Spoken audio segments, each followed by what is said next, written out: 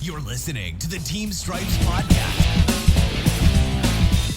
Hey, everybody. Welcome back to episode 84 of the Team Stripes podcast, proudly presented by Acme Whistles, helping you make the big calls since 1870. The legendary Acme Thunderer is now available in matte black. As always, I'm joined by my co-host, Ross. Ross, how are you today? What is up, buddy? I'm living the dream. Just got back into town. I was in Amarillo this weekend. Nice. So back in town, living the dream. Awesome. Getting ready Good to hear. head back out.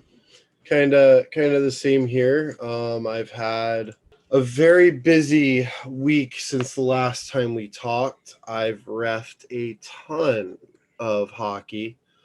Been doing a ton of USPHL games. I'm pretty much working 1 to 2 games a day. I think total last week, oh man, I did at least 10 games. Oh. Yeah, I know. It's been super rough. But making money, so I'm not complaining. Exactly. I actually had the bands on for a couple of games this week. So that was fun. I did make one mistake that we turned into a learning experience.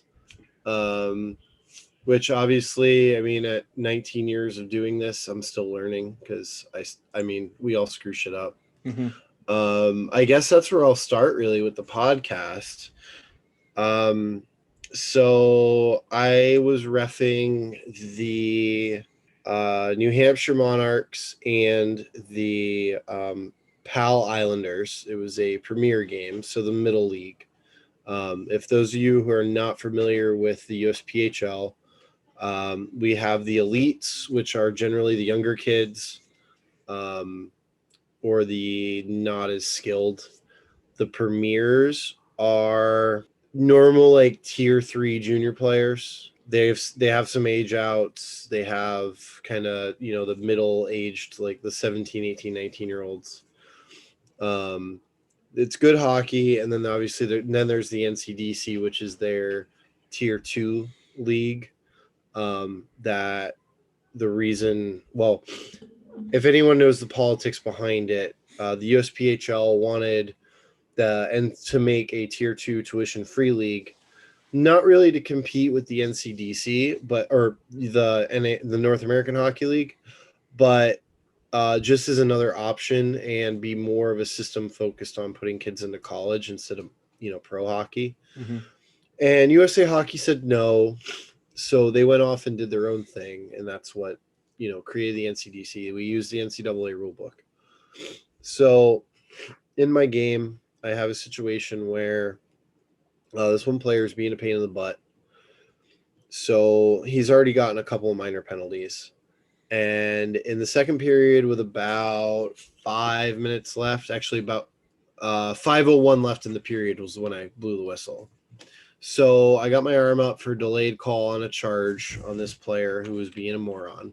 And then another kid comes in and dummies him into the boards, which one thing, like if you charge a guy or hit a guy the wrong way, like you got to be ready to answer the bell for that. So whatever. So I got a minor charge, minor rough, no big deal. Well, then a third player, so a second player from the team in the defensive zone, comes in and knees the kid in the face that's on the ice. Oh. So I'm like, okay, well, I got 2 for roughing, 2 for boarding, and he's got a major DQ for kneeing. Yep. Done. I'm not playing. We're not doing this bull crap. I gotta send this as a message. And he didn't knee him very hard. But it was just the fact that he was out of there, came over, kneed him in the head for no damn reason.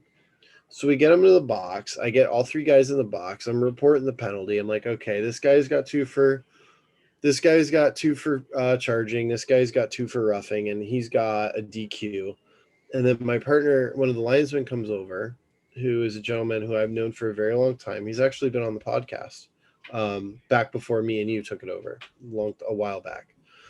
So he comes over. He's like, hey, he called him a faggot. Oh. I'm just gonna. Yeah, no, that's fine. I'm gonna put the language out there. It is, so he called him a faggot, And I was like, oh, okay, so I'm just going to DQ him for that instead of the knee. So I'm like, okay, I got a DQ for a slur. And my partner was like, I'm pretty sure it's a game. I'm like no, it's got to be a DQ. It's a time penalty. Like, you can't call a guy that and just leave without it being on the board for 5. So I explained to the coach what's going on. I told him, I was like, look, I got a DQ knee when he's on the ice. Then he called him a faggot. So I'm not going to double fuck you. I'm just going to put the 5 on the board. He's gone. And that's the end of it. Well, then after the game, we look it up. And the slur in the NCAA rulebook is a game, not a DQ. So that Friday night, my partner drank on me because he bet me my game fee that he was right and I was wrong. So at that point, I should have known what was up. But then I ended up having a conversation with our boss, and I basically explained to him my thought process of, okay, so I got my arm up, I got the major DQ for the knee, no big deal. Go to the box. Partner tells me what slur he uses. I'm like, okay, that's fine. So I'm just going to DQ him for that. Because obviously, like USA, youth and junior, it comes with the match. So it's the major, this and that, like whatever. So I explained him my thought process, and I told him, I didn't want to double fuck him because I was sure, but I wasn't like 100% sure to where I'd put 2 majors on the board. Not going to do that. No. And 2, like, I'm more of an artist when it comes to reffing. So, like, even if I could have assessed 2 majors, I wouldn't do that. Unless I really had to. So, anywho, and then, so we have our discussion. He's like, hey, you know what you should have done? 5 DQ for the knee, game misconduct for the slur, and move about the game, which that's what they did. They added it, supplemental, no big deal. And then he tells me, well, next season, we're probably going to have it as a DQ for us. Not necessarily in the NCAA book, but a supplemental rule. So no big deal. It is what it is. My partner got to drink for free that night. And I learned that in the NCAA rulebook, a slur is not a timed penalty. It is just a game misconduct. Like spitting on a guy is in the junior book. It's gross because it's gross, but it's not a timed penalty, which makes no damn sense. So oddly enough, in my game yesterday up in Amarillo, we had an incident where the goaltender decided to call one of the linesmen to the referee's face a homo. Nice. And so we're standing there. Bye-bye. Yeah, so it was funny. I was the high guy, and the ref and the goalie were talking. And then the ref blows his whistle and just skates to the box. He skates right by me, and I look at him and say, oh, what's up? And he's like, what just happened? Yeah, like I'm like, what's up? And he's like, Tendy's got a match. He's going home. And I was like, oh, was sorry, this a null? It was a null game, right? Yeah. Mm-hmm. Okay. So I'm like, I'm sorry, what? And so I skate to the box with him, and I was like what? And he's like, yeah, he called the other line a homo, and he's like, he's going home. And I was like, oh, okay, cool. So I skated down to the goalie, and I was like, hey, like you're going home, and you got to leave, bud. And this is the second period in I believe it was like a 2-1 hockey game at this point. Okay. So everything gets sorted out, thankfully. I mean, there was no issues. Kid got off the ice eventually. Yeah.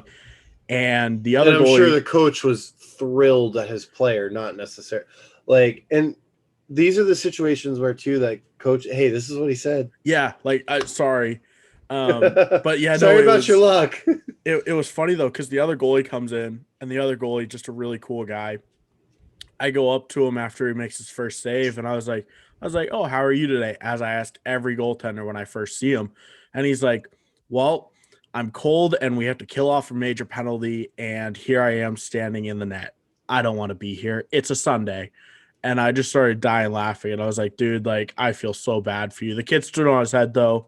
But oddly enough, that we had the same situation. Just that's funny. Little different words. Well, also different rule books. Yes. Ours was a straight match. Yeah, the USA Junior book, it's easy. It's a match penalty. Bye. Yeah. Whereas we play wild with the NCAA rule book and the USPHL. So in my head, I'm just going to give the harsher penalty. I'd rather give the kid the DQ for the slur because he's going to get more games for that Exactly. than tapping the guy in the head with his knee.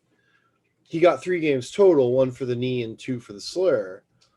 But my thought process there, mind you, at this point, this is my second game of the day. I did an 8 a.m. and this one started at 10:30. But the night prior, I did a junior game at like noon, came home, took a little nap, and then had 9:45 and 11 men's league. So I'm on 4 hours, 5 hours of sleep now. You're nice and Doing sharp. my 5th game. Well, really, if you time wise, it'd be my 4th because 2 men's league games is about the same amount of time as 1 junior game. Yeah, give or take. So that's what I would call it. My 4th game in less than 12 hours. Yeah, that's never fun. So, obviously it's the mental thing, and we got to stay sharp, got to know the rules, trust your partners. So I just wanted to share that little experience to start the podcast. Yeah, and I mean, speaking of teaching moments, there's 2 really good ones that I saw this weekend in the NHL of all places. Mm-hmm. Both of them taking place in the Stars versus Hurricanes game on Sunday. There was 2 penalties. One of them, I agree, is a penalty. One of them shouldn't have even been called in the first place. Look, it's a game of angles. We see the super slow-mo replay. I have no issues with that. We're doing this more as a teaching experience to other officials. Everyone keep in mind, we are not here to criticize anyone, whether they work a 3-letter league, a 4-letter league, a 5-letter league, or men's league. You could work leagues with numbers in them. I'm still jealous. So the first call that I saw that I disagreed with completely was it was a goaltender interference on Carolina. It was Andrei Shevestnikov was driving to the net. He took the inside lane, and the Dallas player kind of gave him one of those weird, like, bear hug, I'm going to ride you into the net type of things. Carolina player obviously made contact with, I believe it was Khudobin in net. I'm not 100% sure on that one. Our ref's arm goes straight up, goaltender interference.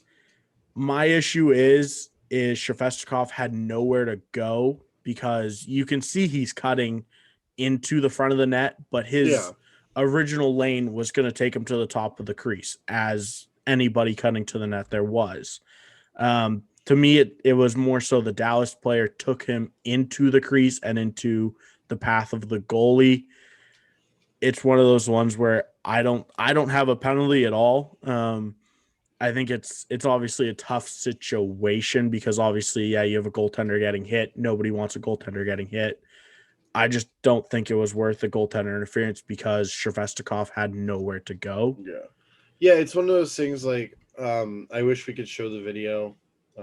Actually, we probably in the future, I think for the video side of the podcast, we're going to work on being able to show the videos. Mm-hmm. With that said, it's just one of those plays where he's at an angle. He's got his established lane and angle going to the net, and the defenseman kind of forces him to keep that angle, which in turn has him running into the goaltender. They call a goaltender interference there. I get it. For game management purposes, you're always safer calling that goalie interference than not if it's even kind of there. But in this case, it was one of those you could have gotten away not calling it, if that makes sense. Yeah, I agree. And then for the replays, if you did want to go watch them yourself, if you guys are on Twitter, there's a guy with the tag name of Here's Your Replay. Literally has every replay in the NHL you could possibly want, plus like any hockey. So go watch. I guess you need to start retweeting those. Yeah. The referee related ones. I definitely will. But I mean, like on those ones, go watch those. If we talk about them here, you'll most likely find them there. Mm-hmm. The other one, it was a hold in overtime. It was Carolina was going on the penalty kill. Dallas player cutting in front of the net. Carolina defenseman got beat, 2 hands on a stick. To me, he slashes him. The ref comes away with a hold.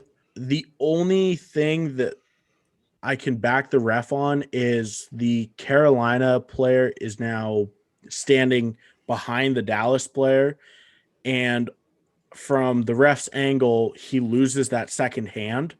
So it kind of makes sense the ref might go, oh, he wrapped him up. I think it was more so of a slash than anything. Dallas player kind of lost the scoring chance, kind of didn't. I didn't think there was going to be much of a scoring chance there anyway. Yeah. But that's another one of those tough calls. Kind of a weird play. Yeah. And I think if it's labeled a slash, you can kind of say, okay, like, sure, because he's driving to the net and he puts a stick kind of close to the gloves, which in the National League is going to be a slash every time. But that's all I have for, I guess, the teaching moments from that game. Then let's move into the Kevin Fiala boarding suspension. Yeah. Okay, cool. So we got the video up. And so the play's going in the corner, puck's in the corner, and Fiala just freaking buries him. So we have the play here, and this is the video from the Department of Player Safety. Fiala's following the Kings player into the corner. He's like 5 feet from the boards, and then Fiala just drives him from behind into the boards. Major game. The guy is defenseless. No questions asked. Easy call by the referees to assess.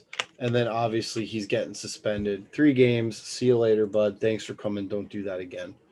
Now, really quick, I do want to say, based off Fiala's reaction, I don't think he expected that to happen. Yeah. Plus, watching the play, how that puck stopped when it got dumped in like that, it caused, I believe the defenseman on there was Matt Roy. It caused him to hammer on the brakes. Fiala was kind of already, like, he was starting the contact as Roy stops on his brakes. I'm not saying Roy put himself in a bad spot by any means. He was stopping to play the puck. I just think Fiala didn't react to the puck stopping and literally bouncing backwards like that. Yeah. Well, and we got to remember too, in pro hockey, the onus is on the player to delivering the hit. Correct. 100%. Now, obviously, there is some in pro hockey where there are going to be some instances where the player receiving the hit could be at fault for something. But on this particular play, like to quote Mike Lego, you can't do that. Yeah, it's definitely one of those ones where, look, 5 game all day long, suspend them all day long. I don't disagree at all. If that puck continued, I would say it's normal path where it just hits the ice and starts rimming around the boards. Yep. I don't even see that being a penalty at all because there wouldn't be any contact to had. It looked like Roy hammered on his brakes. Fiala went, oh no, and pushed him. And thankfully for Roy, I think he got up and was okay. So that's at least a good thing. But definitely a 3-game suspension, boarding. I mean, no doubt in my mind there. I mean, if that was one of our games, you know, even juniors, youth, I mean, 5 game all day long. Yep. Yeah. One more hit I wanted to talk about was Dubé's hit. It was against Montreal. I believe it would have been Saturday night. Dubé coming around the net, hit an unsuspecting Montreal player straight into the head. No questions asked. I had a 5-game head contact. There was no penalty on the play. I believe they didn't even review, like nobody reviewed it because there was no penalty. It's one of those ones where, again, if you go watch it, to me, it's a 5-game at minimum. Guy didn't have the puck. He was in a vulnerable position. Dubé made the hit. Yeah. It's a 5-game.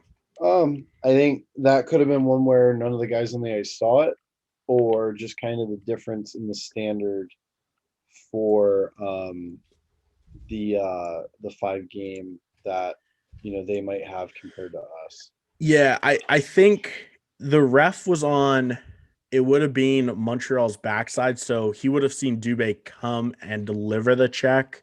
I don't know if it looked like a different angle for him or what.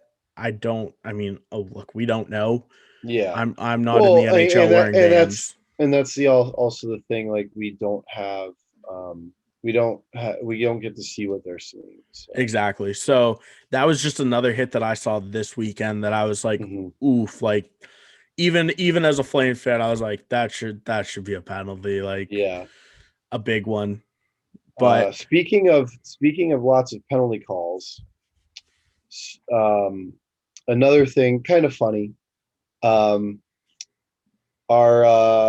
the gentleman who was gracious enough to donate us the sweater, which is hanging up behind me, TJ Luxmore, he was working the Lightning game on Saturday night or Friday night, and was it Friday? I don't even know what day.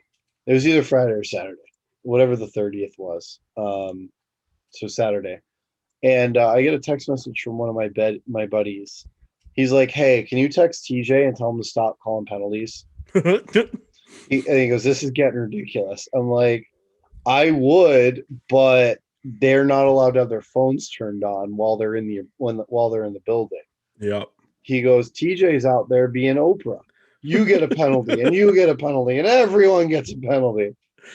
It was funny. So I relayed the message to TJ. He thought it was hilarious. Just the way my buddy called him Oprah.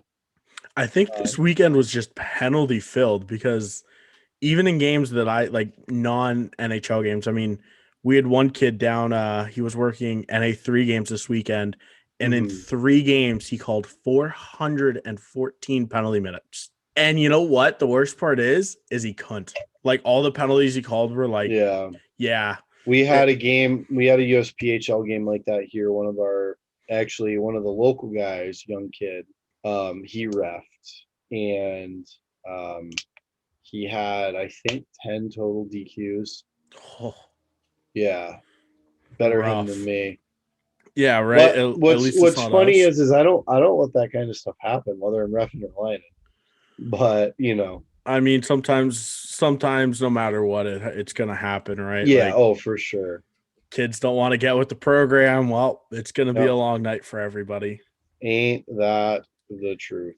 One other big news, and this is the last piece I have coming from this weekend, was Tony DeAngelo clearing waivers, getting placed on waivers, and then clearing. Yeah, didn't you say he fought a teammate?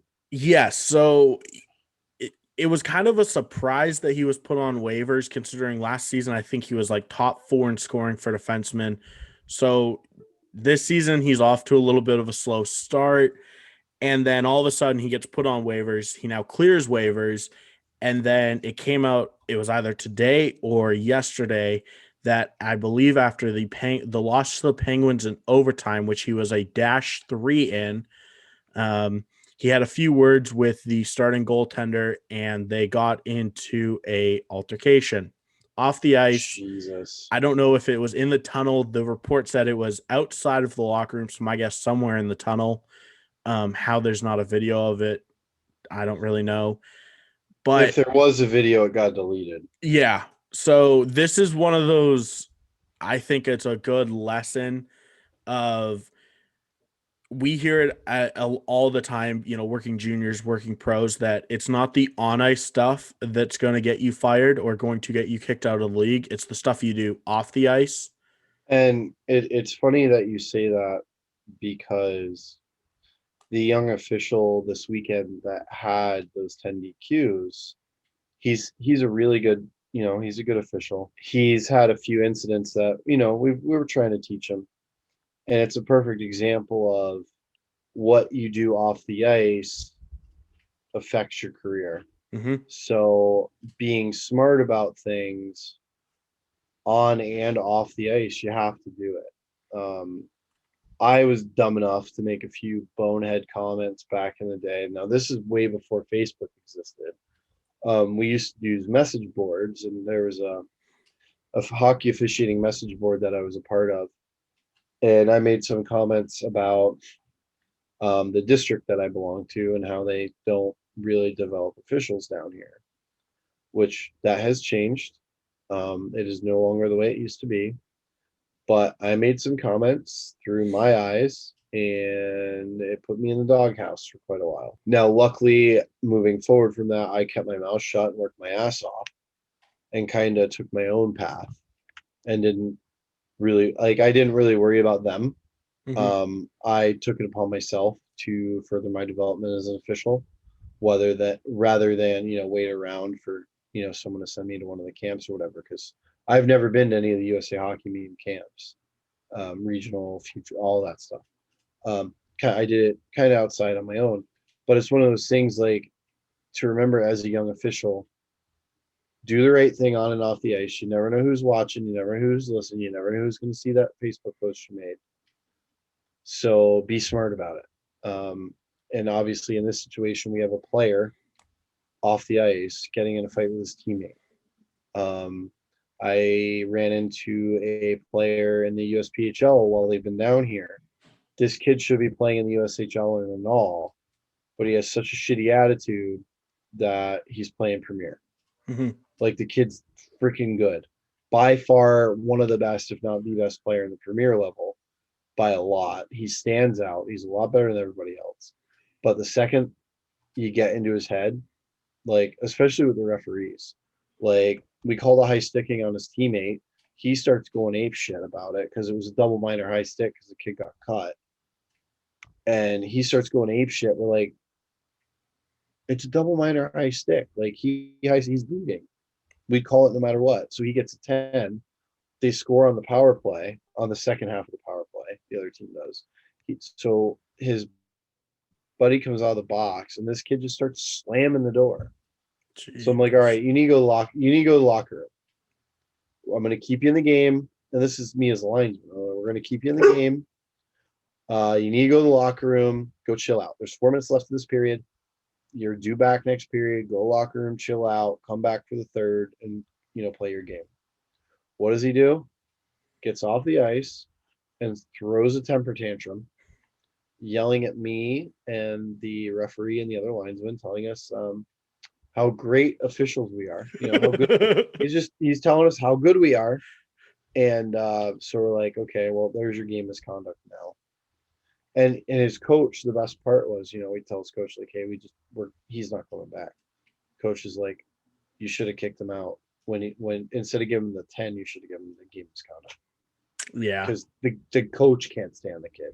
But here's a kid that's got all the talent in the world, has a shitty attitude, and he's stuck where he is.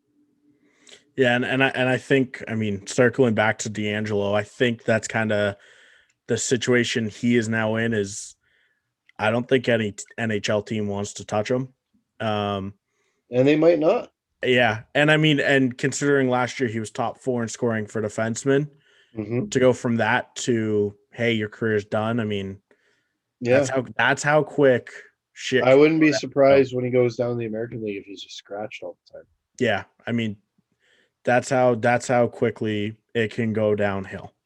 Moving on, I have congratulations to Dan Kelly, who made his NHL debut. However, not in the way he thought it would. He is hired as a referee, and due to some COVID-related stuff, he made his NHL debut as a linesman. So either way, congrats to Dan. And we've also had referee Brandon Schrader. I think he'd already previously worked NHL games, but he actually also had to line a game this past week as well, instead of them going 3-man with 2 referees and 1 linesman to start the game. So congratulations to Dan. Hopefully your next game is as a referee, but if it's not, as Scouting the Refs put on their article about it, just remember to check your armbands before you put your arm up. If you don't have them on, don't put your arm up. Yeah, that's got to be really tough, especially at that level, to go from.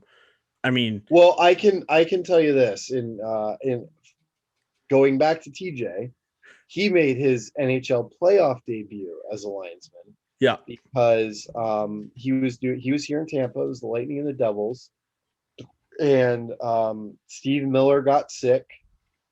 They took him straight to the hospital. And Steve got sick, so TJ, who hadn't lined a game in like 15 years, gets called out there to work the lines, and I forget who the other linesman was that particular game, but TJ didn't drop a puck because he's a referee, and referees aren't very good at dropping pucks. That's why they made the linesman drop all of them now. Let's be honest. Like we're the true heroes. Not all heroes wear orange. Just saying. Anyway, so yeah, so it's just funny, like these guys, they gotta be ready to do it. Now TJ did kind of chirp me. He's like, it's not like your job's very hard. You just wave your arms around kind of thing. I agree. But still, like, these guys got to be able to do both at a moment's notice. So again, congrats, Dan. Best of luck to you. Hopefully the next time you're wearing the armbands. Then we have a rule thing here, just a real quick. So Braden Holtby lost his skate blade. Yes. During a game with the Canadians. That is not a whistle. It sucks, but it is not. The only time we're blowing the whistle for a goaltender is if their helmet pops off, or maybe gloves. or their gloves pop off, and there's potential for injury. Now, Stephen Walkham chimed in and said the referees will use common sense on stopping a play after a goaltender loses his skate blade. If the defending team gets possession and control of the puck, most likely they will kill the play, but at no time will they disadvantage the opposing team. So if the attacking team has the puck, they're not going to shut her down. But if the defending team gets possession and control of the puck's in a corner, and it's safe from a scoring opportunity, they probably will shut it down, just common sense thing, but they don't have to.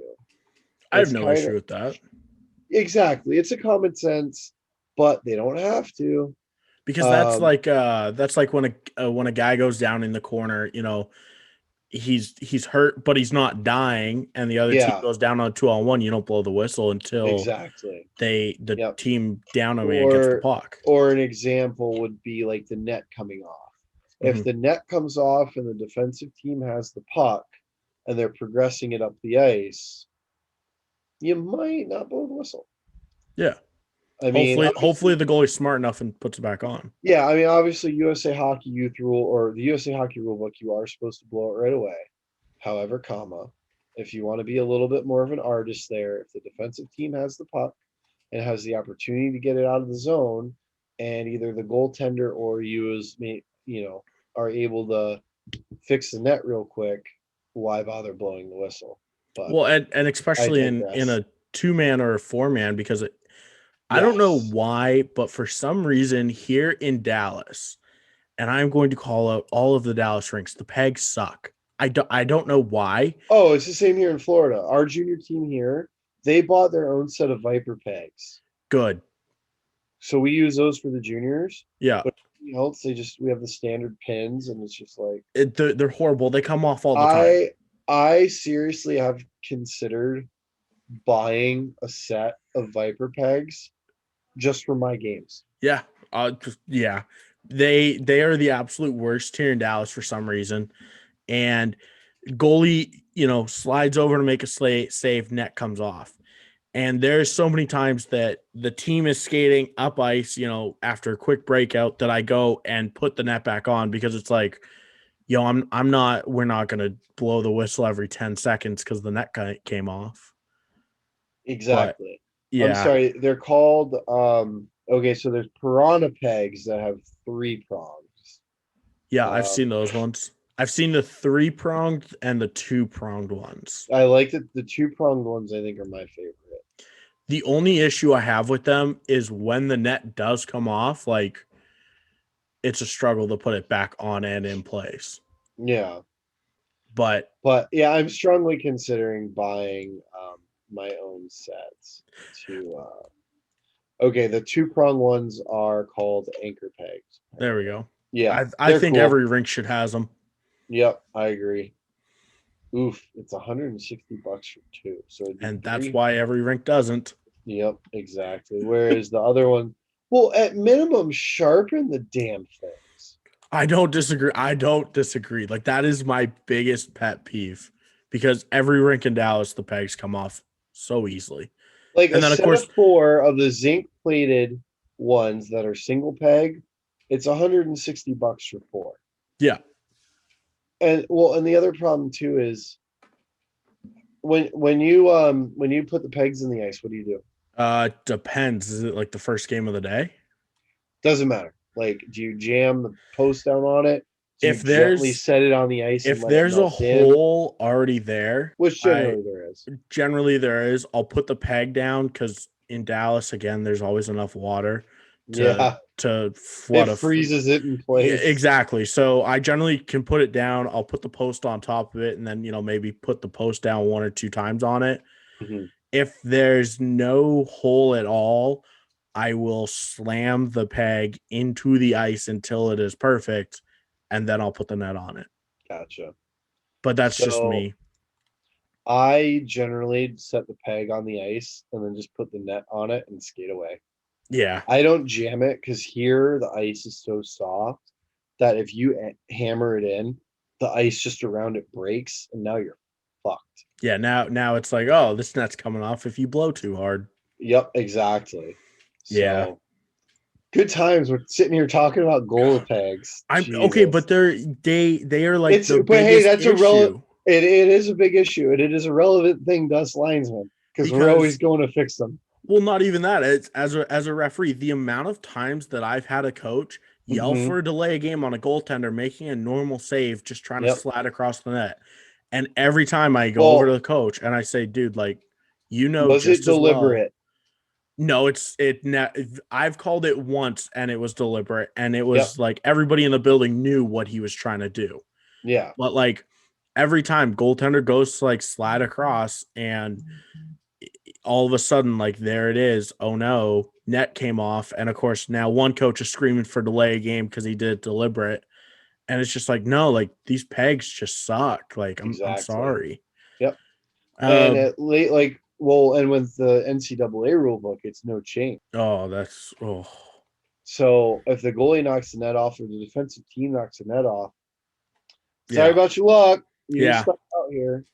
Yeah, They're that not could allowed be. to change on goalie knocking the net off, puck out of play in the D zone, and a hand pass in the D zone because they're not allowed to hand pass anyway in the NCAA Okay, yeah. book. I know in junior it's the same minus the hand pass one because hand pass are still okay. So let's move on real quick. We need to talk about the American Hockey League since they get going in 4 days. Yep. I'm not going to name the departing officials because there are a lot of them. However, I was surprised to see a couple of names on here, guys I know and I've worked with over the years. So to you guys, if you are listening, congrats on getting to work the American Hockey League. Not many of us get to do that. I'm not sure why you're not working this year. Maybe it's due to COVID reasons. A team buy-in might not be around or whatever. But if you don't go back to the American League, best of luck to you in the future, especially if you're just retiring from officiating. The list of people added is pretty short.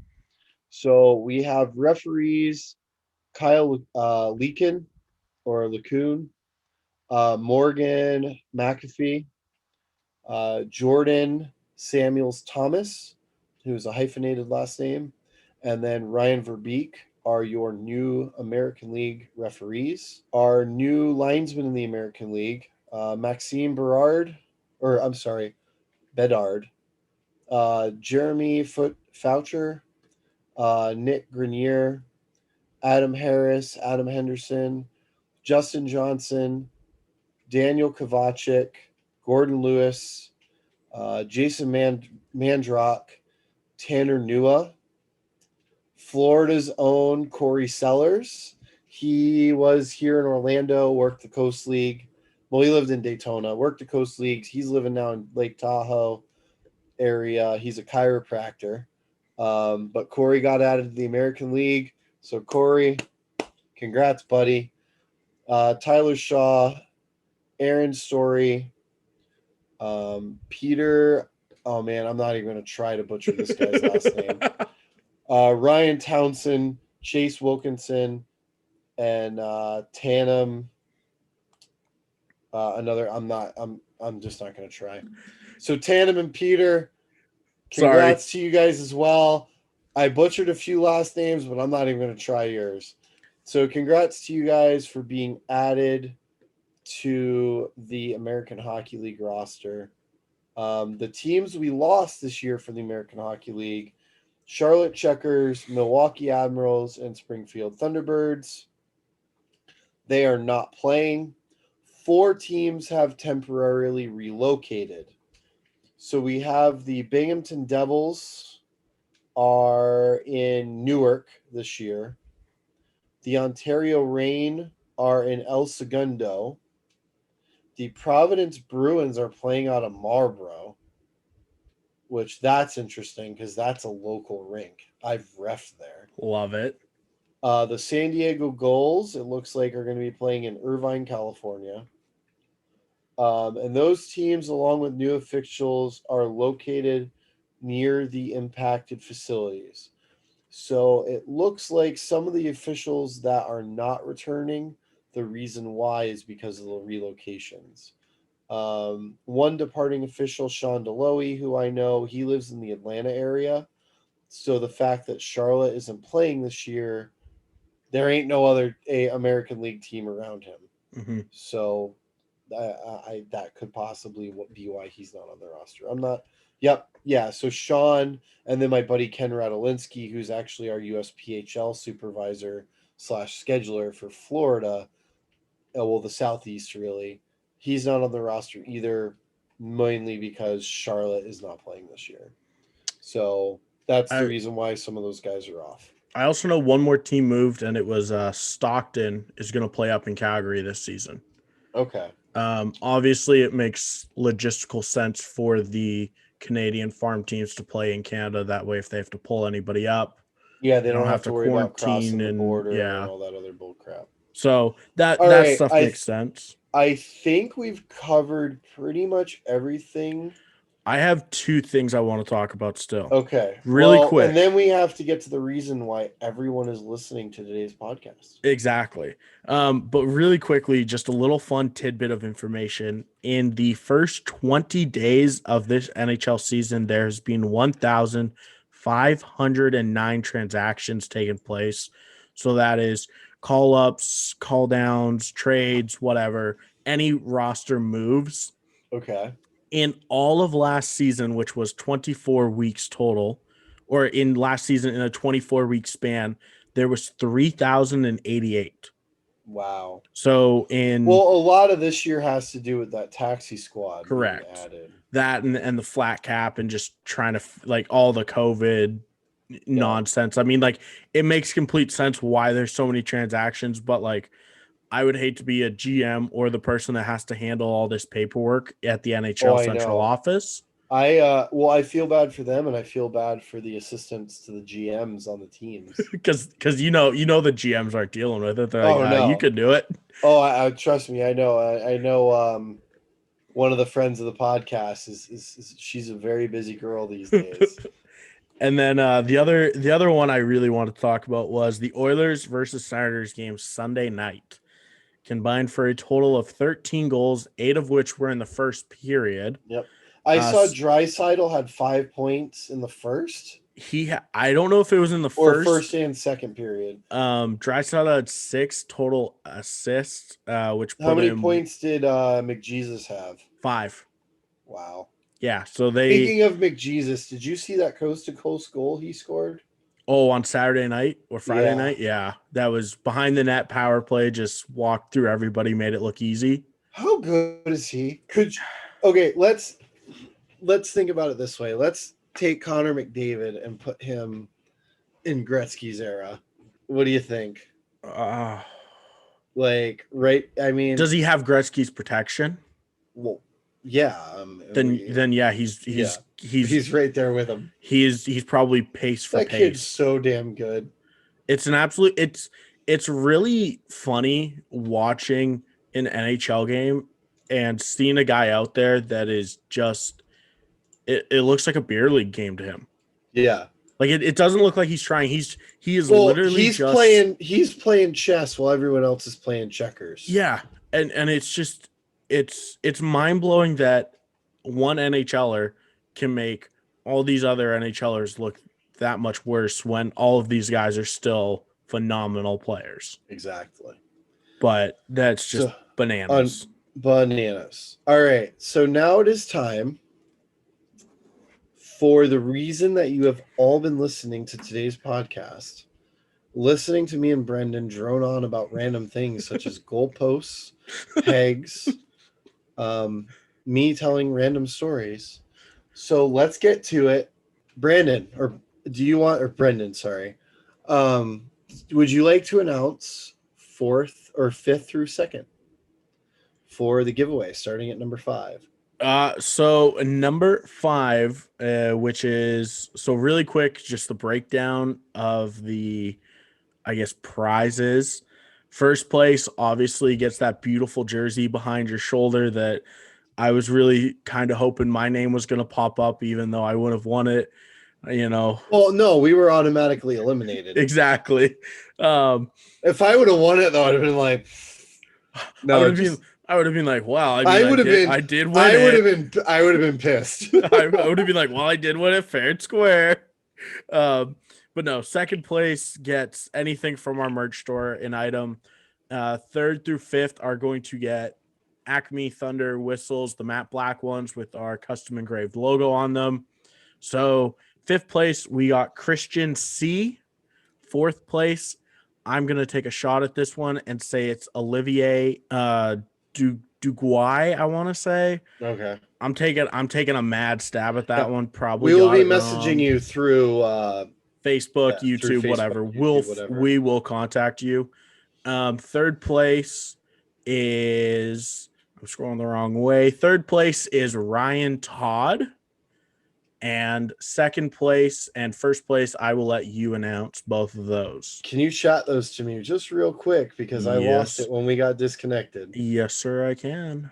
So, while he is sending me that stuff, the 2nd place entry or finalists or whatever, 2nd prize is anything from our merch store. If you want a whistle, you can get a whistle. If you want a hoodie, you can get a hoodie. I'd recommend the hoodies because they're comfy. So Declan Murphy, you get to pick something from the store on us. So we will message you. You tell us what you want, and we will get that sent out to you. So now the grand prize, the TJ Luxmore signed jersey, game worn signed. The jersey has the Mick Magoo patch on it, honoring Mick Magoo when he passed away. The winner of our 1,000 subscriber giveaway is Keegan Clark. So Keegan, congratulations on winning the NHL TJ Luxmore referee sweater. I'm looking forward to seeing a picture of it framed and hanging up somewhere in your house. Please don't wear it during men's league games. I mean, hey, it's his if he wants to. We don't recommend it though. Do what you will. But actually, funny story, we had a guy here that got a jersey from an NHL guy, and he actually did wear it during men's league games. I love it. Yeah, so that's why I had to throw that out there. So congratulations, Keegan. I will be contacting you about getting this thing shipped to you. I'll probably track you down on Facebook or YouTube or something. Yeah, we'll find you guys all through the Team Stripe stuff. So congratulations. I just want to give everyone who listens weekly a huge thank you. When we posted last week's video podcast and Brendan posted to the Instagram with the, hey, we're doing the drawing, comment on this, whatever. It blew up. More than I could have ever imagined. We had between SoundCloud and YouTube well over 500 listens in the first 24 hours, which for us is a record. That's yeah. It's silly and it's crazy to me that we have this many people that listen to me and you drone on about officiating hockey. Yeah, it And- it was funny. It completely blew my mind, especially on YouTube. I mean, like when I post the YouTube videos, like honestly, if we're averaging like 10 views a day on those videos, like I'm excited. I'm happy for it. This one obviously just blew up and it was Yep. awesome to see. It got me really excited.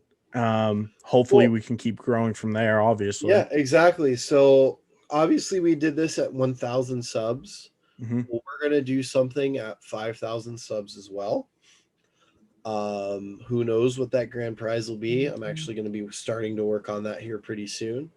So if we can, all you guys that listen weekly, or if this is your first time, hit that subscribe button on the Facebook on the YouTube channel. Follow us on SoundCloud, Spotify, Google Podcasts, Amazon podcast, wherever you get your podcast. wherever you get your podcast. But that and two, like if you guys could start helping out and hitting the like button too on YouTube, like, subscribe, all that for the algorithm. We've hit our 1,000 subscribers. We got to get some hour views up. I can't say thank you guys enough to everyone that listens. It makes me feel special that I can have some kind of influence on your officiating career. I've really been enjoying it with the USPHL bubble here, teaching some of the young officials that are here, especially the linesmen. I have a little bit of stuff for the referees here and there. And what's really funny is I was sitting in the locker room the other day having a discussion with one of the refs, one of the young kids, and all this stuff I'm telling him, the other guys from up north that work with him all the time, they're looking at me and looking at him. And one of them finally goes, "Are you finally going to listen now that, like, this is everything that we've been telling him? Yeah. And you don't know him from anybody, and you're telling him the same stuff." So that to me tells me that the process works as far as the officials and at least the states being on the same page. Trust the process. Go out, skate hard, enjoy the game. We all love this, otherwise we wouldn't be doing it. And I think that's all I have. Thank you guys so much. That's it for me for this podcast. Brendan, do you have anything to add? I think I'm just going to piggyback off you and just say thank you guys. Absolutely. Thank you guys to get just to get to 1,000 subscribers is huge. And I mean, since then the numbers just keep growing. So the more likes, the more views, everything that we can get on YouTube, the better. And the quicker we get to 5,000, and who knows what that grand prize is going to be. I think it's going to be tough to top this one, but we're going to have to. Yeah. Facebook, YouTube, Twitter, everything. Like us, talk to us. I will respond. Somebody will respond. We're also, one thing I want to throw out here, we're going to start doing, obviously Brendan is going to start doing the gaming. We're going to try to get Twitch up and running. I'm in the process of redoing how my house is set up. I'm going to be changing my loft around into more of a studio so that I have access to do some like green screen work. I'd love people to start sending us clips of yourself working or of just random things you see that we can start going over and talking about. We're going to build this thing into something special. We already have 1,000. Let's get to 5,000 quicker than we got to 1,000. With that, really quick. One more piggyback. Let's go. We have an awesome new sponsor coming to the table. That's right. Completely forgot about that. It is a company. It's a brand new company that one of my buddies have started with a few of his other buddies. It is a pro stock like hockey shop. It is called Sig Hockey. So if you are in the market looking for anything like sticks, helmets, whatever, sighockey.com is your newest source for pro stock NHL and NCAA hockey gear. Look, guys, sighockey.com. Use our code STRIPES10 for 10% off your order. And as always, guys, have a great week.